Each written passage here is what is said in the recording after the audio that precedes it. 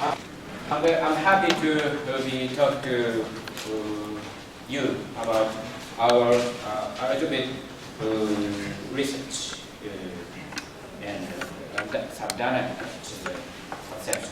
So to hear first time in 4 years ago in Brazil.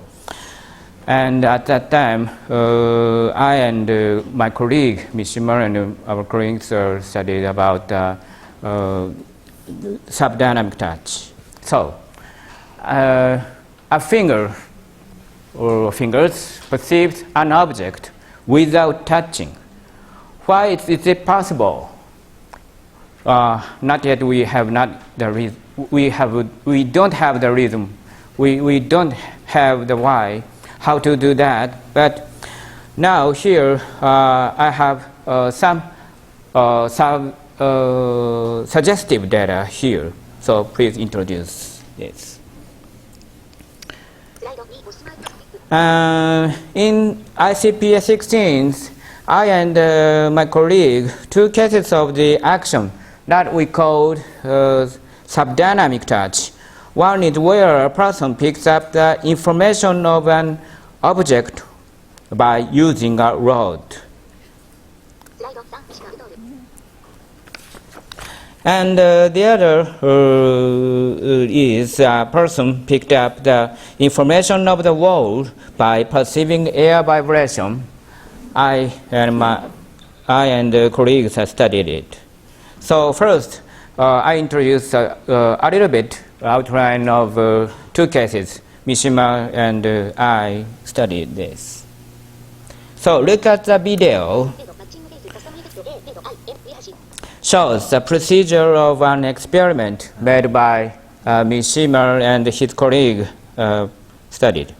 One participant held one end of the rod and identified which of 2 persons, a partner, held the end of the rod. They took turns at randomly to hold the rods, so the participant had to guess the person each time. The experiment found that the rate of correct identification was 75% rate.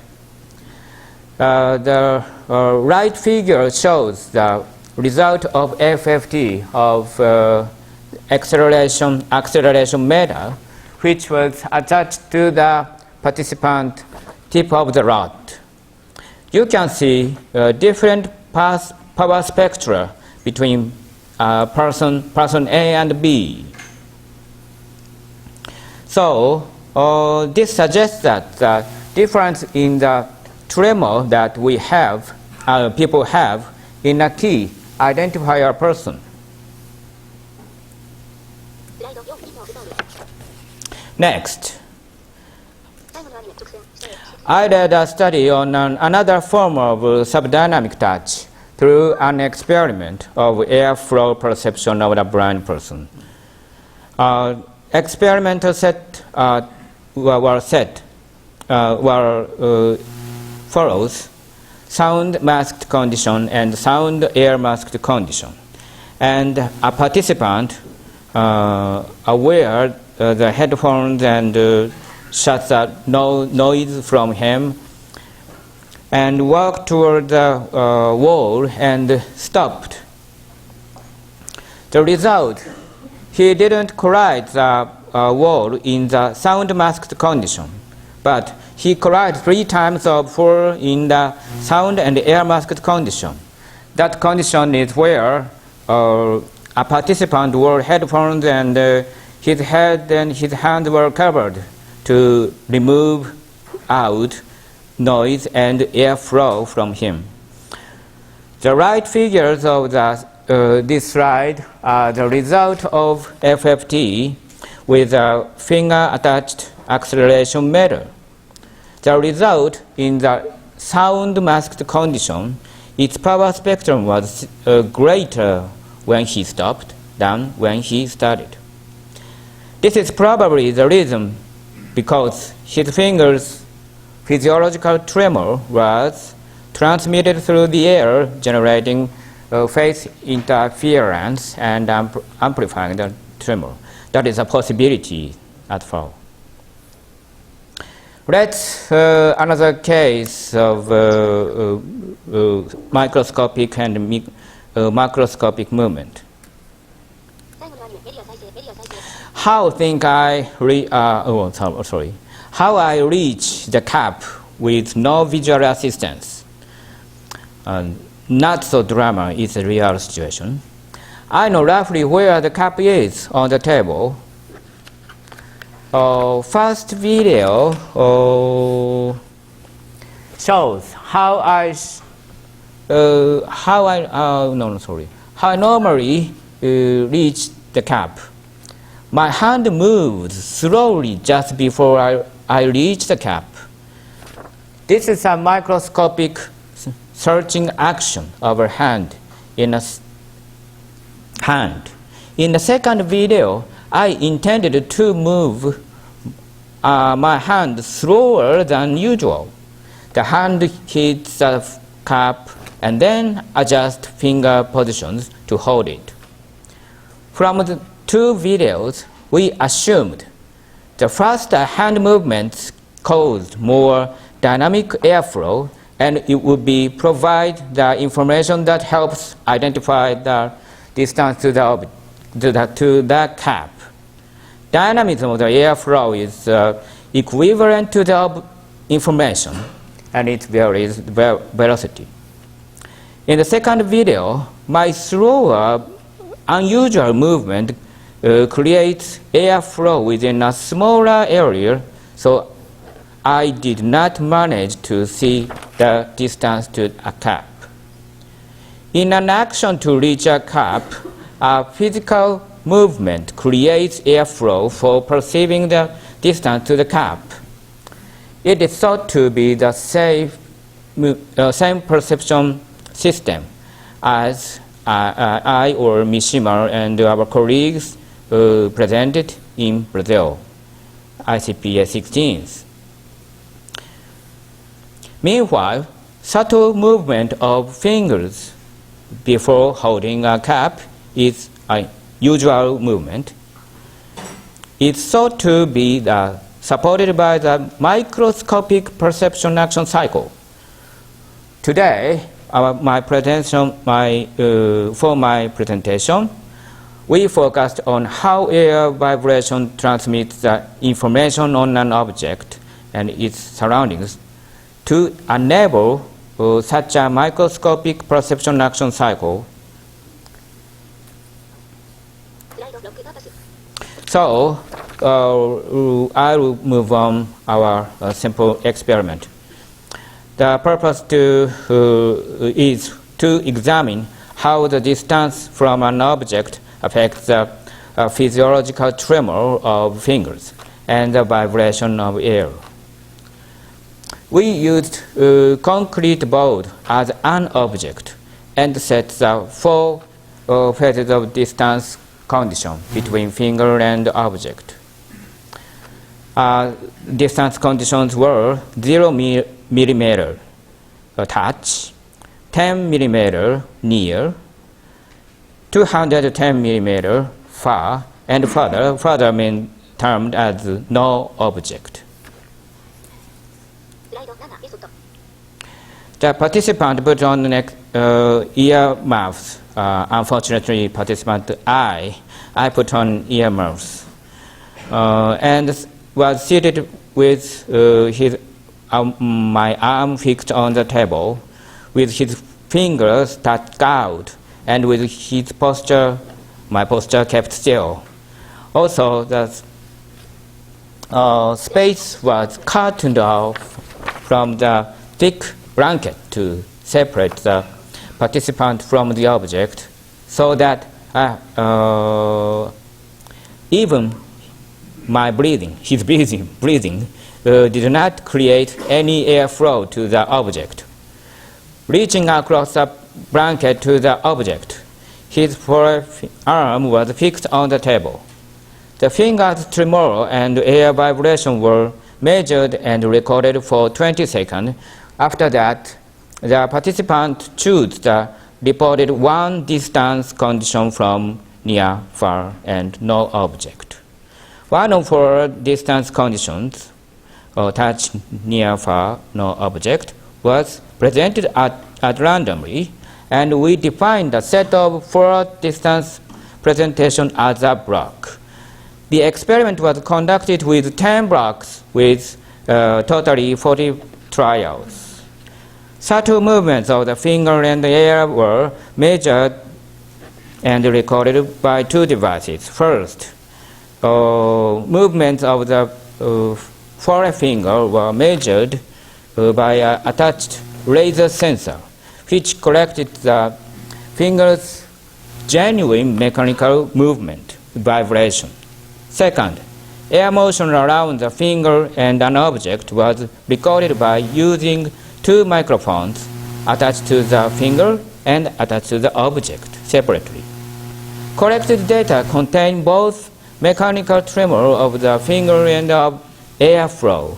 I mean airflow as the displacement of aerial molecules around the finger and around the object. Based on the collected data, we conducted FFT, RQA on microphone obtained data, and DFA on laser sensor obtained data. So let's result. First, this chart shows the consistency of the distance reported to that actually presented. It is noted that through 10 blocks, in fact I was surprised, near distance condition was the very highly identified than the other conditions, far or no object. But as you can see, the participants reported became inconsistent to the presented distances as he repeated trial, probably fatigue over trials. So we decided to analyze in first 5 blocks. Okay. Here's the FFT data, overall FFT data. Power spectra of the data in block 3. Block 3 is perfectly participant identified. As you can see, the power spectrum peaks at 13 Hertz in near condition, but there are no peaks in the no object condition. Here is the result of short time FFT of the same data. You can find also 2 peaks in near distance condition, but no peaks in no object condition.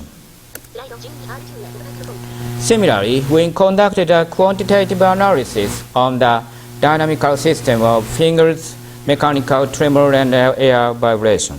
First is RQA based on the difference between the data obtained with 2 microphones, that is, data of fingers microphone minus data obtained object microphone. Regarding the mean recurrence rate, the values were roughly the same between the touch, near, and far conditions, but that is, no object condition was greater than the others. Regarding other indexes, values became with increase of the distance between the microphone and the finger and object. So the system became more stationary with the increased distance of the forefinger and object. Hurry up. And next, DFA analysis. So look at the data gathered by the laser sensor attached to the finger. You can see the inflection point, so that we analyzed alpha 1 and alpha 2 separately. And they find that the spontaneous finger movement fluctuation in short time scale and perception accuracy have some correlationship. Meanwhile, alpha 2 values are almost the same in distance conditions. So let's simple our result. We focus on the vibration system. The vibration system is composed of finger movement and medium vibration. Medium means the air. So first, the RQA of the vibration data by microphone, the vibration system become more stationary, more stable, with increase of distance between the finger and object. It means object affects the air movement and finger distance displacement. But please note that a possibility finger physiological tremor changed after a person recognized something. Second, from the DFL finger displacement data, the alpha values increased with the distance between the finger and an object. It means the features of the Brownian movement become remarkable as the finger moves apart from the object. In short time scale, the diffusability of microscopic finger motion get larger with increase of the distance of the object. So, conclusion. We found that the natural spontaneous finger tremor varies by adjacent object. This finding consistent with our presentation in ICPA18. And I'd like to emphasize this study additionally found around the molar finger also varies the adjacent object. The point is, air vibration can convey an information on object. I believe it to conclude that we are able to touch the air to identify the object. Here, I'd like to finish my presentation stating that information exists in the air flow. Thank you very much.